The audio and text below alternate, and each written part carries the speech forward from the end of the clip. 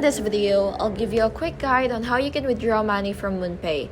So if you need to withdraw funds from MoonPay, here's how you can do it safely.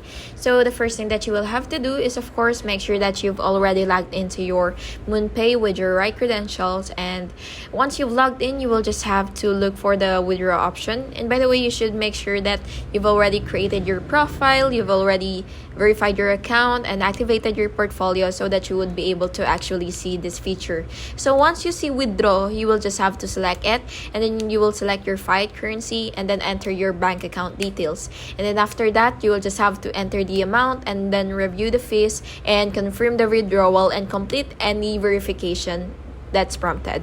And funds should arrive in about 1 to 3 business days. It really depends on your bank in your country. And yeah, that's basically just it. And make sure to always double check your bank details so that you will be able to avoid any delays or errors. And yeah, I hope you found this video helpful, and if you did, please make sure to like and subscribe for more videos like this. Thank you and have an amazing day.